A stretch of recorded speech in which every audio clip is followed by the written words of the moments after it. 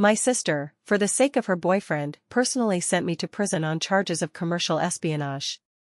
She destroyed my scientific research career, yet claimed she was teaching me a lesson in humility. She said, "You are too arrogant and need some tempering. Rest assured, I will take responsibility for the rest of your life." 3 years later, she came to pick me up, opening her arms to hug me. "Have you suffered enough? Come home with your sister." I merely patted the release certificate in my hand lightly onto her. In prison, I had found a new sister who was willing to believe in me. The prison gates slowly closed behind me, emitting a heavy rumble. The winter sunlight carried no warmth. Claudia stood not far away, leaning against a black Bentley, her figure alluring, just as it was 3 years ago. Upon seeing me, she put down her phone and walked toward me. Her gaze was complex, filled with pity, scrutiny, and a subtle hint of satisfaction. She opened her arms, seemingly intending to give me a long-awaited reunion hug. "Evelyn, have you suffered enough? Come home with your sister." I did not move. I simply raised my hand and lightly patted the thin release certificate onto her expensive cashmere coat. The paper fluttered down lightly, like a withered leaf. Her hug froze in midair, and her face darkened instantly.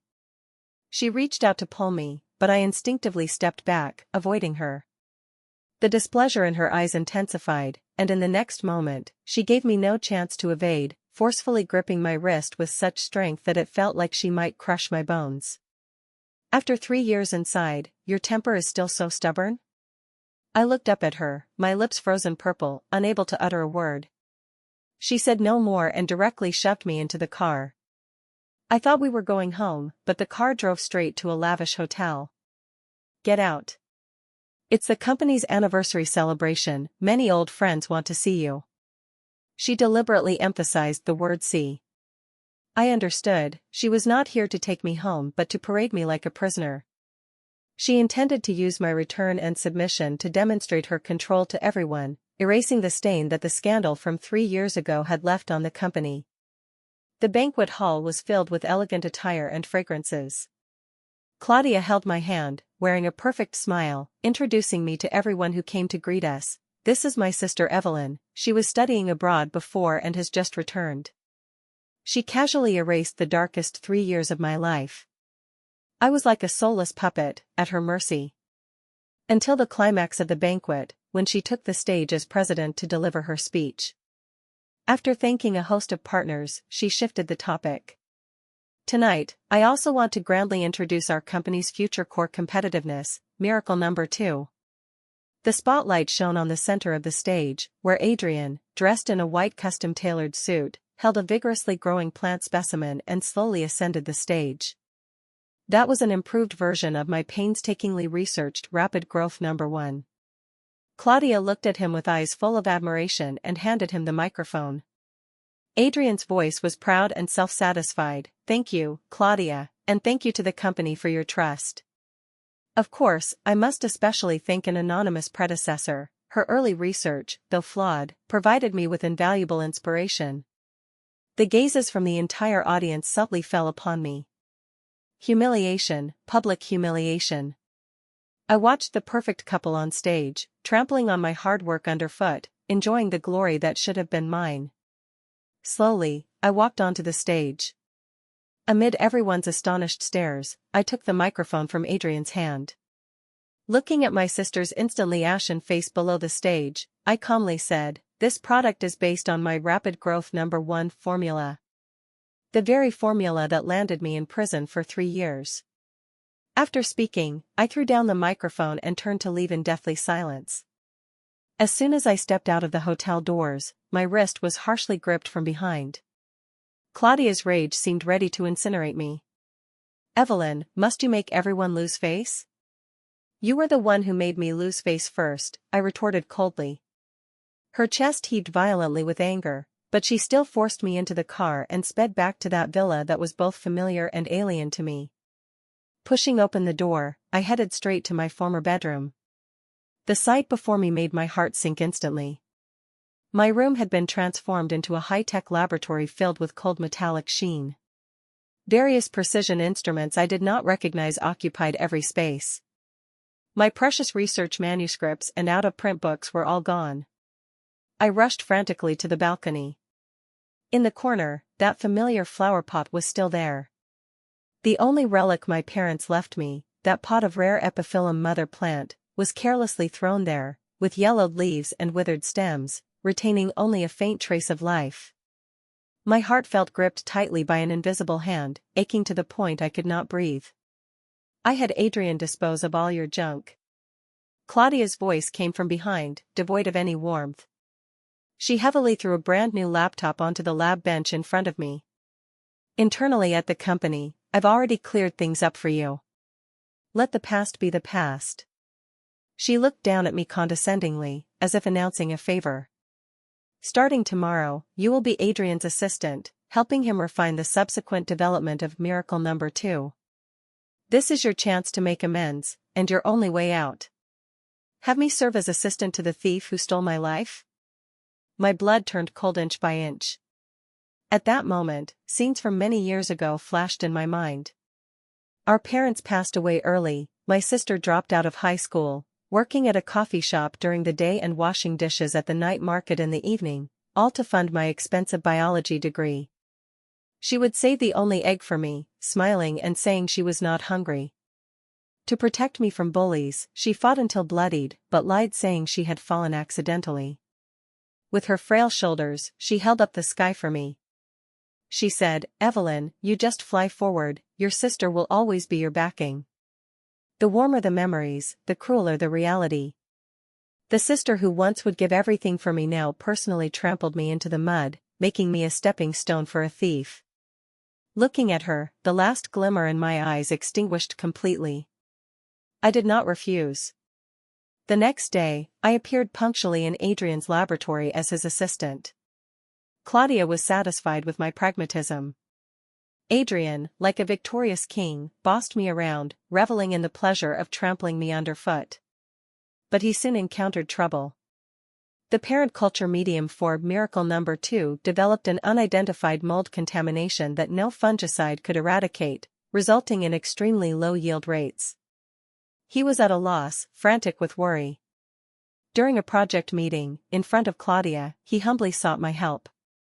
"Little sister, you are the expert in this area, could you take a look?" Looking at his hypocritical face, I sneered inwardly. This was an attempt to humiliate me again in my field of expertise. But I did not expose him. I only wanted to use my expertise to slap his face hard. I also wanted to show Claudia who the real genius was and who the incompetent fool was. In just one morning, I isolated and identified that mold. I then formulated a targeted, highly effective biological inhibitor. I handed the report and the inhibitor formula to Adrian. Looking at the report, a flash of jealousy and reluctance crossed his eyes, but he still forced a smile. "Little sister, you are truly impressive." I thought I had at least proven my value. I even had a ridiculous expectation that my sister might see me differently because of this. However, the next day, disaster struck. All the Miracle Number 2 parent stocks in the laboratory died overnight. Adrian burst into Claudia's office crying, holding a lab report. "Claudia, they're all dead. The test results say it's infected with a super fungus called black wilt fungus." He paused, adding with a trembling voice, "I checked. This fungus is from Evelyn's abandoned project 3 years ago, specifically used to study rapid plant apoptosis." Claudia rushed into the laboratory like a gust of wind. She did not question me but headed straight to the storage room. From my sealed old experiment box, she pulled out a petri dish labeled black wilt fungus. It was empty inside. Holding the empty petri dish, she trembled with rage and rushed to me, her eyes bloodshot. "I gave you a chance, and this is how you repay me? You just can't stand seeing others succeed? You won't be satisfied until you've destroyed the company?" Looking at her face twisted with anger and Adrian hiding behind her with a smug look, I found it absurd. I let out a cold laugh. Slap. A crisp, resounding slap landed harshly on my face. It stung fiercely, numbing half my face instantly. As her second slap was about to fall, I made an unexpected move. I caught her arm, gazing straight into her eyes. "Claudia," I said calmly, looking at her, "I once thought you were the sky above me, now I realize you were just a manhole cover blocking my sunlight. I served 3 years in prison for your fiancé, consider that repayment for all these years of upbringing. From now on, we sever all ties." After saying that, I stood up and turned to leave. "Stop!" she roared, snatching the pot of epiphyllum I had been holding. "This is company research property, you, a criminal, have no right to take it." I left with nothing, not even able to take my parents' only memento. I became the loneliest wandering soul in this city. Bearing the dual stigma of commercial spy and intentional sabotage, no legitimate research institute or company dared to hire me. To survive, I went to the city's largest flower and bird market. Unable to afford a stall, I became an itinerant plant doctor. The stall owners brought me exotic plants they could not handle and dying valuable potted plants. With one glance, I could diagnose the issue and formulate a special remedy using the simplest materials. Relying on this meager income, I rented a windowless basement near the market, barely scraping by. By day, I was the flower goddess who could revive the dead. By night, I was just a reformed convict unsure of tomorrow's whereabouts.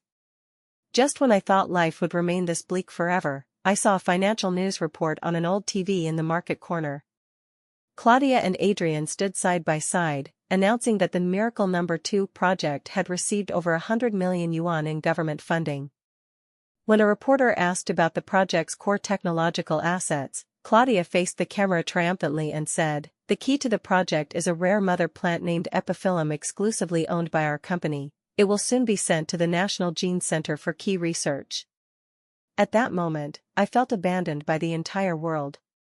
They not only stole my achievements but also intended to appropriate and publicize the last thing my parents left me. I squatted on the ground, hugging myself, sobbing until my body shook. In my deepest despair, a gentle voice sounded above me. "Who has bullied my little Evelyn again?" I looked up, it was Grace. She extended her hand to me, her face bearing a warm smile. "Evelyn, don't be afraid. Your sister is here to pick you up." Grace, a top scientific talent, had been imprisoned due to commercial framing and was released a month earlier than me. In that sunless place, she gave me the only warmth and hope. She taught me to read the latest academic journals and discussed complex gene sequences with me. She said, "Evelyn, your talent should not be buried here." She said, "I believe you." Those 3 words outweighed Claudia's sisterly affection of over 20 years. I got into her car, it was warm inside. She handed me a cup of hot cocoa. "It's all over." I held the cup and nodded. The car did not head to any residential area but stopped in front of a highly modern glass building. "This is our new laboratory," Grace said with a smile. "Welcome home, Dr. Evelyn, genius plant biologist." I followed her inside and was utterly stunned by the sight. This was not just a laboratory, it was a paradise for botanists.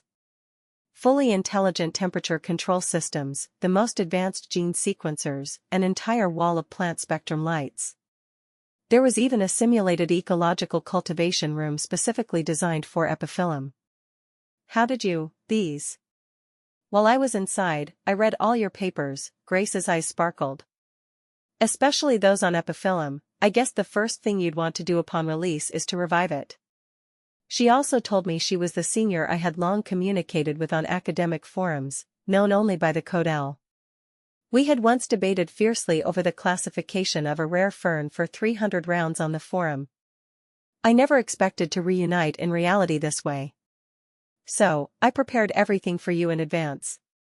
She led me to the cultivation room and pointed to an empty cultivation platform inside. "Now, it's just waiting for its owner." "Sister Grace, thank you." "Silly girl, no need to be polite with me." She ruffled my hair. "We are family." Family, what a warm yet ironic word.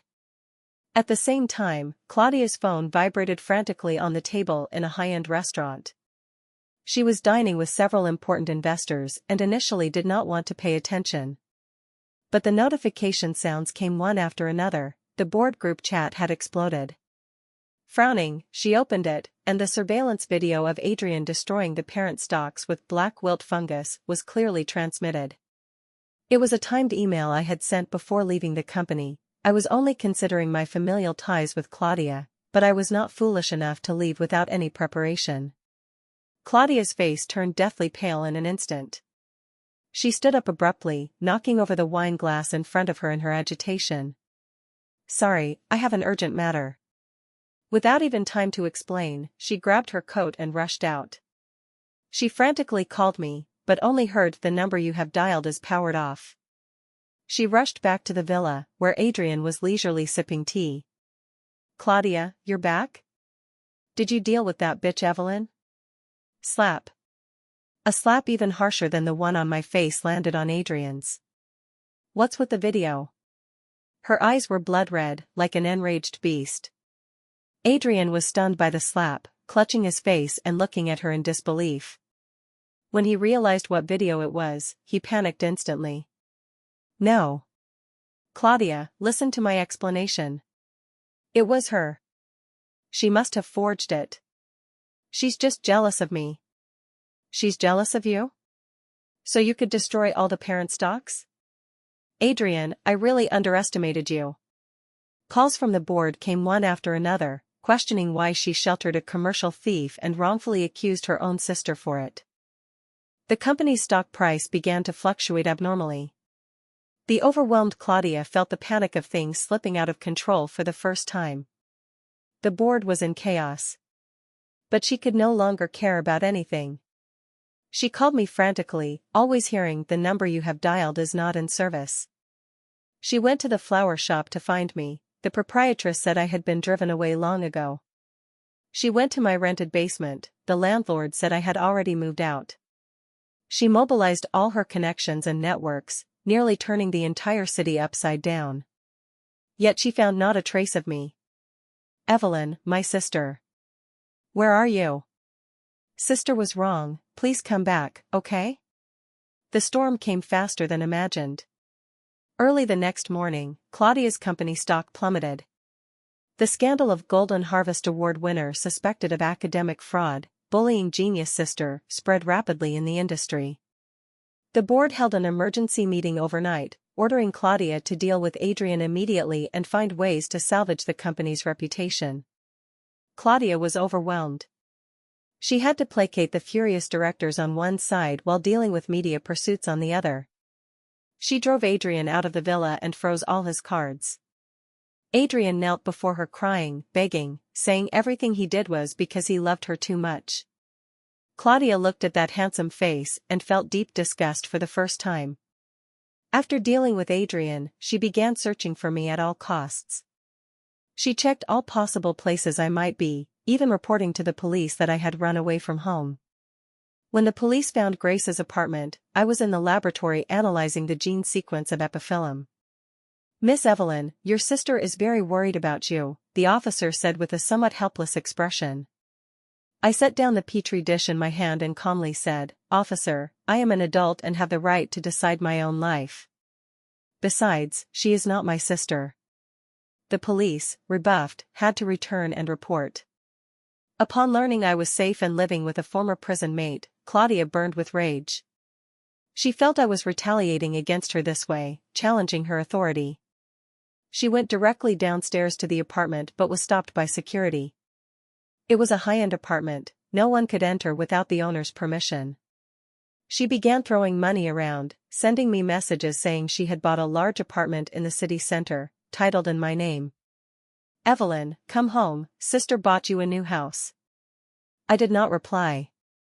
Claudia was thoroughly enraged. "Evelyn, don't be ungrateful. What can you do without me, with your criminal record? My company will be yours in the future.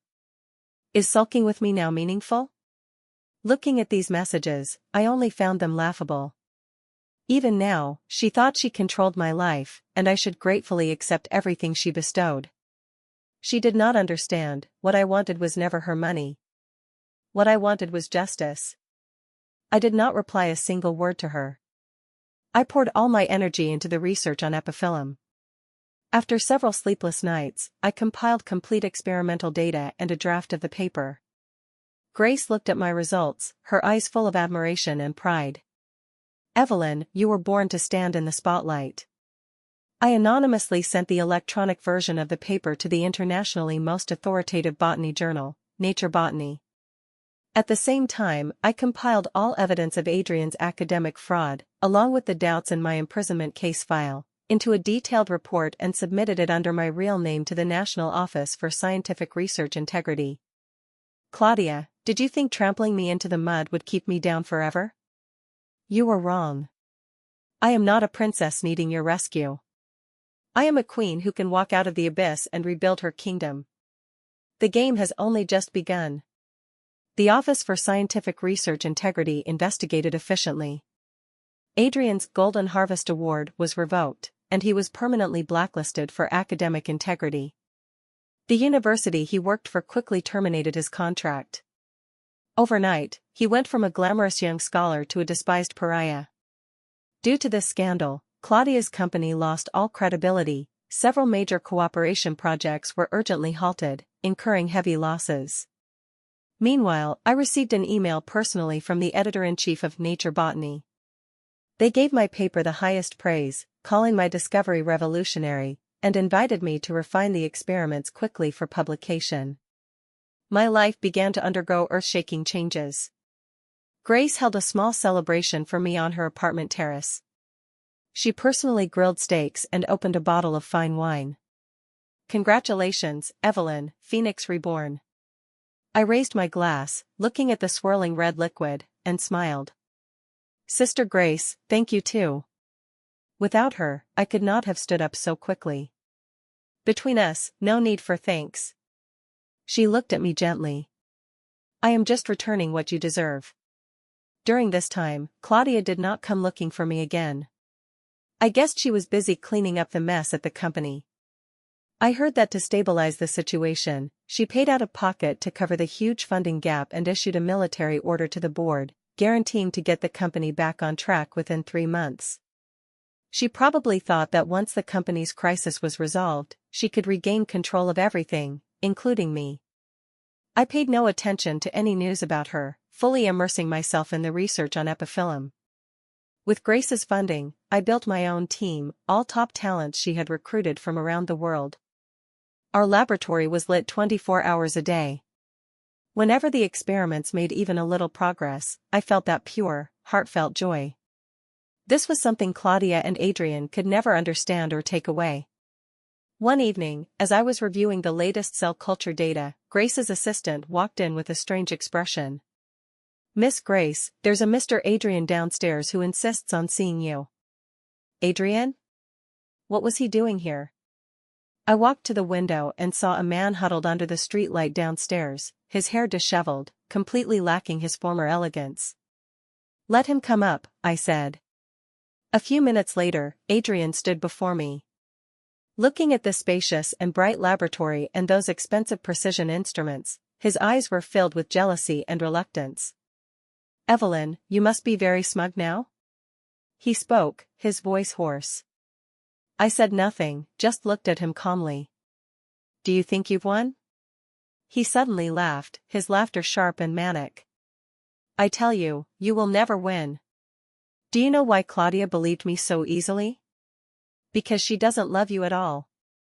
She is jealous of you. She fears you'll be stronger than her.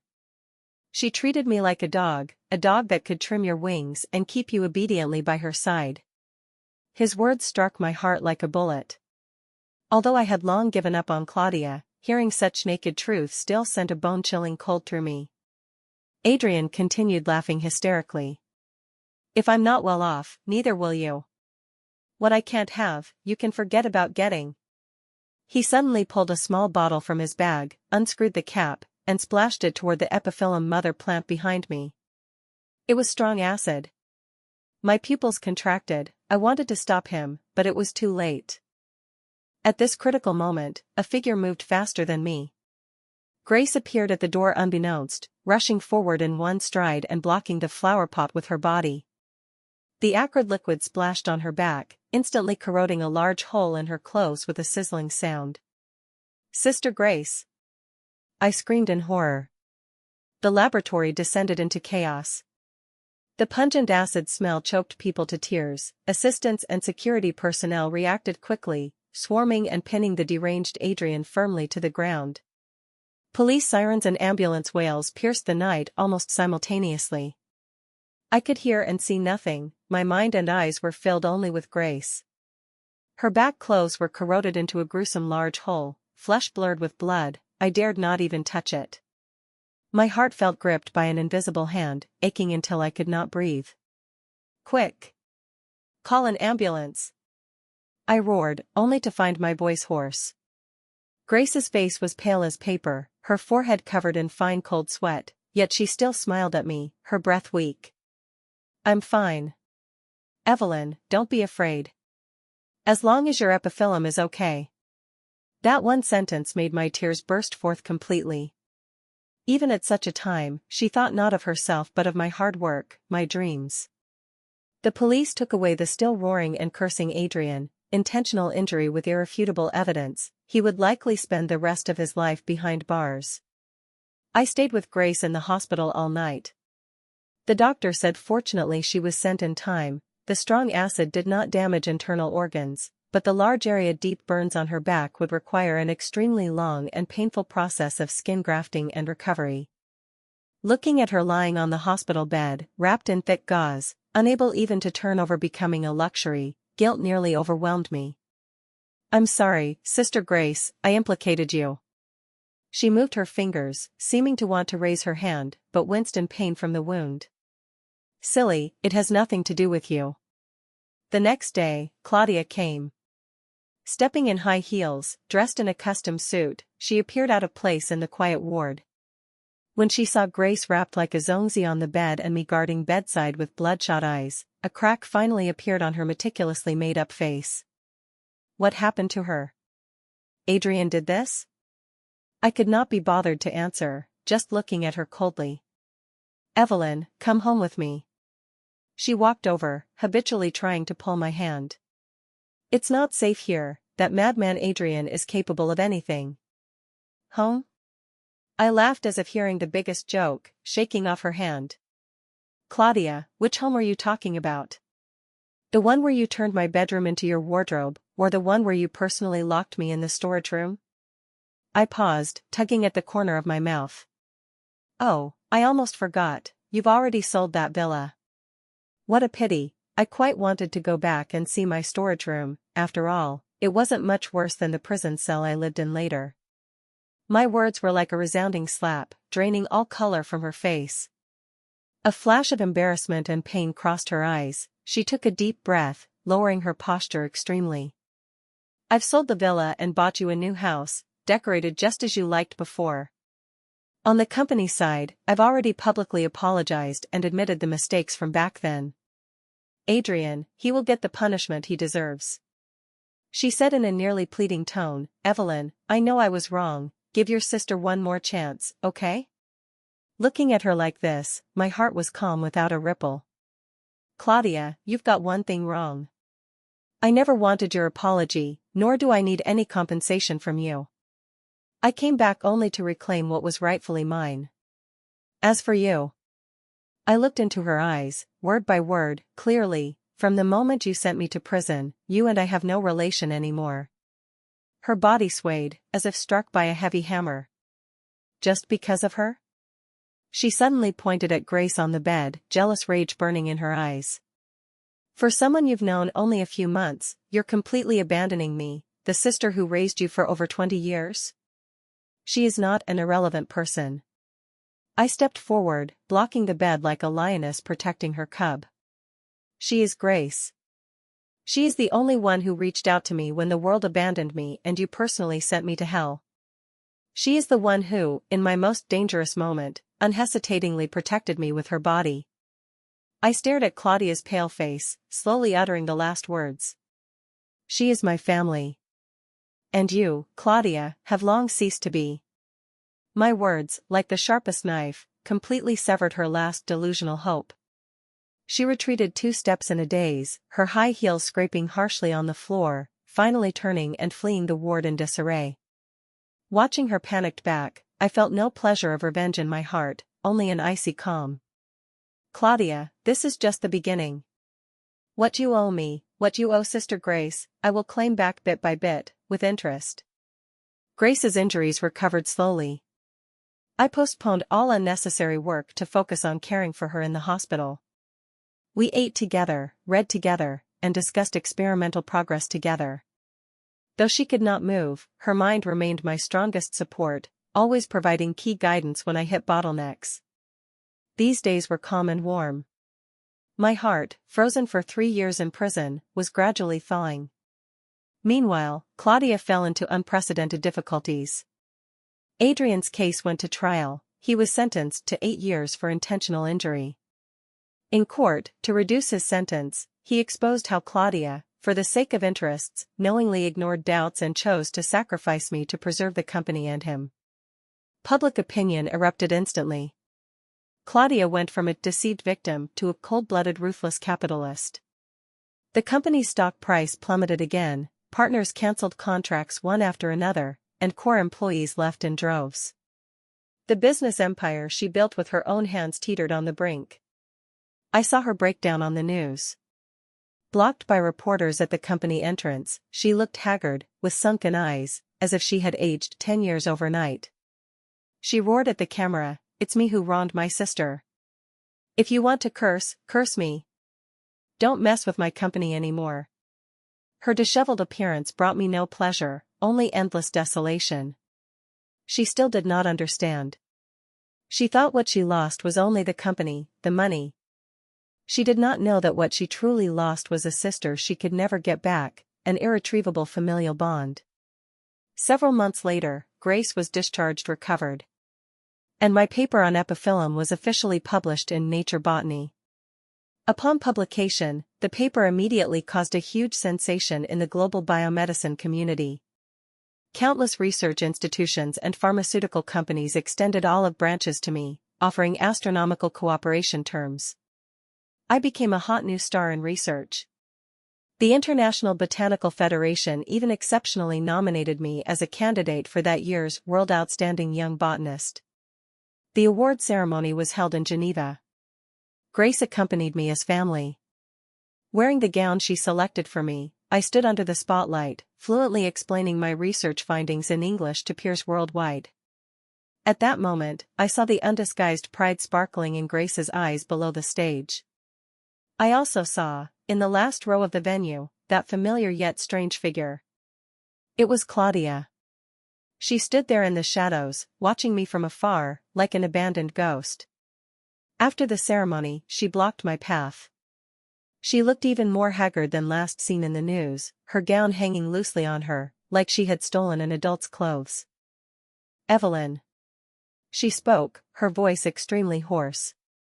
"Congratulations." I said nothing, just tightened my grip on Grace's hand, preparing to walk past her. "I sold the company," she said suddenly. My steps paused. "All the money, I donated to establish a research fund, specifically to support talented young scholars without backgrounds. The foundation's name is Evelyn." She looked at me, her eyes carrying a humble plea. "I did this not to seek your forgiveness. I just want to do something for you." "Evelyn, sister really knows she was wrong?" Looking at her, I suddenly found it somewhat laughable. Did she think destroying everything and rebuilding could erase those scars? "Claudia," I said calmly, "do you know what I want most?" She was stunned. "What I want is for you to tell me personally why, 3 years ago, you so easily believed Adrian."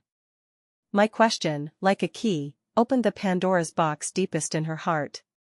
Claudia's face drained of color instantly. She looked at me, her lips trembling, unable to say a word.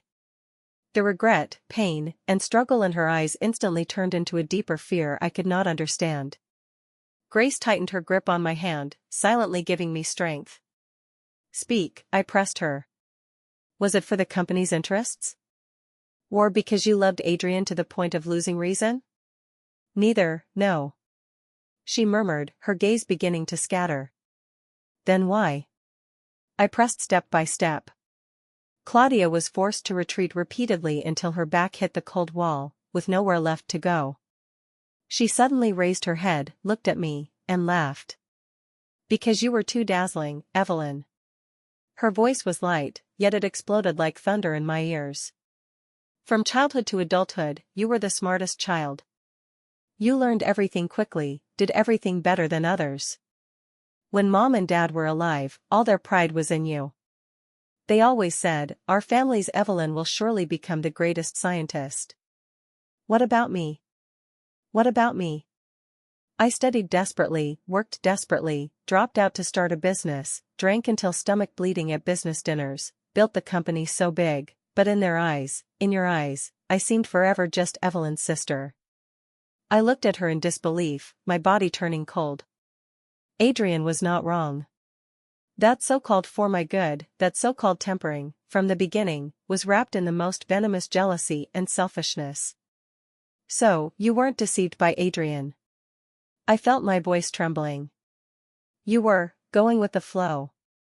You just needed an excuse to pull me down from the clouds, to make me less perfect, to make me need you. She closed her eyes in pain, tears sliding from the corners. I just wanted you to depend on me a little more, like when you were little. I thought, if I just dimmed your light a little, if I made you suffer a bit of setback, you would turn back to look at me, and know that in this world, I am your only reliance. What an absurd reason. She did not want to protect me, she wanted to break my wings. At this moment, the last bit of pity I had for her as family vanished completely. I looked at her as if seeing a complete stranger. Claudia, you are truly pathetic. After saying that, I no longer glanced at her, pulled Grace, and turned to leave. She did not chase after me. I heard a suppressed sob from behind. I knew this truth would become the heaviest cross she could not escape for the rest of her life. And I could finally let go of everything and walk toward my own light.